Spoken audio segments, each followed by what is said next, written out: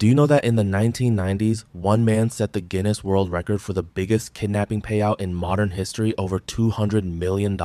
Crazy, right? This is the story of Cheung Tze-keung. Everybody in Hong Kong just called him Big Spender. He wasn't just another street criminal. He was a high roller who treated crime like a corporate enterprise. He didn't hide in the shadows. He lived a baller lifestyle, blowing tens of millions of dollars at the baccarat tables in Macau's VIP rooms in a single night. But when his stolen cash started to dry up, he didn't just plan another bank robbery. He decided to go straight to the top, targeting the richest families in Asia. And by the time he was done, he'd pull off two of the biggest ransom kidnappings the modern world has ever seen. In 1995, in a Hong Kong high court, a criminal walks out a completely free man. No prison time, no fine, nothing. The judge basically says the evidence against him doesn't hold up, and just like that, he's back on the street. 1 year later, he sets his sights on one of the richest families in Asia. And what he does next will still sit in the Guinness World Records today, but it will also end with him dead.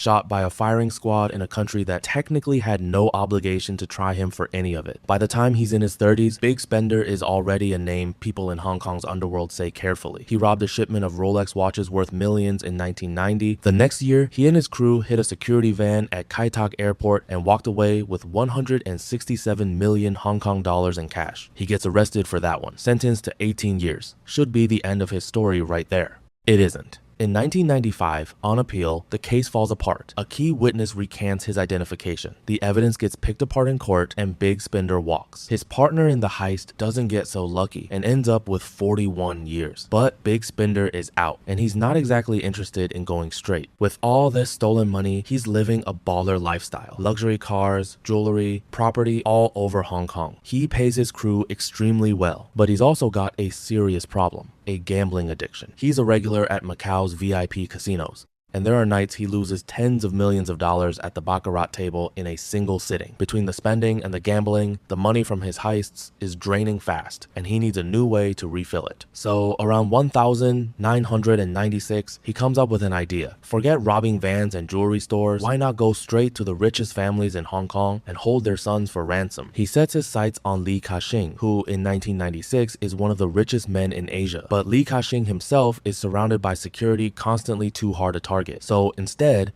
Big Spender goes after his son, Victor Lee, who's 31 and works at his father's company. The logic is simple. If he grabs the son, the father pays whatever it takes to get him back. Big Spender and his crew spend weeks planning it out. Then, on the evening of the 23rd of May, 1996, Victor Lee is driving home from work when Big Spender and his men block the road, force him out of his car at gunpoint, and drive him to a hut outside the city. They tie him up, tape his mouth, blindfold him. Then Big Spender does something almost nobody expects. He calls ka-shing directly and says he's coming to the house, face to face, no police. And he shows up alone with a bomb strapped to his own chest. So nobody in that house gets any ideas about jumping him. He demands 2 billion Hong Kong dollars. ka-shing tells him that's simply too much to raise. They settle on 1 billion. ka-shing hands over what cash he has on hand that night, 38 million Hong Kong dollars, and the rest gets delivered the next day in duffel bags. True to his word, once Big Spender has the money, he releases Victor Lee unharmed. And here's the part that made this case so strange for years afterward. The Lee family never reports it to Hong Kong police. Not because they don't know who did it, because reporting it publicly would mean admitting one of the richest families in Asia just got outmaneuvered by a career criminal, and there's a real fear it could rattle their company's stock. So Big Spender gets away completely clean, richer than he's ever been, and he goes right back to the lifestyle, more cars, more trips, more nights, losing staggering sums at the casino. He's also known around Macau and Hong Kong hotels as an absurdly generous tipper, which is actually where the nickname Big Spender comes from in the first place. More than a year goes by, and Big Spender starts thinking the same thing anyone in his position might think after getting away with something that big. That went well, so why not do it again? This time, he sets his sights on Walter Kwok, chairman of one of Hong Kong's biggest property companies, and, like Victor Lee, the son of one of the wealthiest men in the city. On the 29th of September 1997, the same plan plays out. Kwok is boxed in on his drive home, forced into a car, taken to a hut, but this time, The victim doesn't cooperate right away. Kwok refuses to call his family and help negotiate. So Big Spender's crew strips him down and beats him. They lock him in a wooden crate with air holes and keep him there for days. It takes 4 days of that treatment before Kwok finally breaks and agrees to call his wife. Big Spender gets on the line himself and demands 1 billion Hong Kong dollars. Kwok's wife negotiates him down to 600 million. She delivers it in person. And just like before, Big Spender keeps his end of it and releases Kwok. And just like before, the Kwok family never reports it to police either. So now, Big Spender has pulled off 2 of the biggest ransom kidnappings in Hong Kong's history, and both of them essentially never officially happened because both families stayed silent. He's back to the high life, more cars, more travel, more nights at the baccarat table. At this point, he genuinely starts to look untouchable. Until 1998. Here's the thing about Big Spender. Whenever he pulled off a crime in Hong Kong, he'd slip across the border into mainland China to lie low because Hong Kong police had no jurisdiction there. It's in mainland China where he decides to expand his ambitions even further. He starts buying up huge quantities of explosives, reportedly over 1,800 pounds of it, with a plan to smuggle them into Hong Kong and blow up government buildings. What he doesn't know is that mainland Chinese intelligence has already caught wind of the arms deal. They start watching him, wiretapping his associates, and when Big Spender crosses back into mainland China, they arrest him. Once they have him, and once his network of 35 associates gets rounded up alongside him, the full picture starts coming together. The explosives, the smuggling, and through confessions and evidence gathered from his own crew, both of the kidnappings that neither family had ever reported. Because it happened this way, on the mainland side of the border, Big Spender ends up facing trial not in Hong Kong, where the actual crimes took place, but in Guangzhou, under a legal system with none of Hong Kong's protections, which is exactly why his execution became possible at all. Under Hong Kong law at the time, none of this would have gotten him a death sentence. Under mainland Chinese law, it did. He's convicted, and on the 5th of December, 1998, one day after being allowed a final visit with his 2 young sons, he's executed by firing squad in Guangzhou, along with 4 of his accomplices.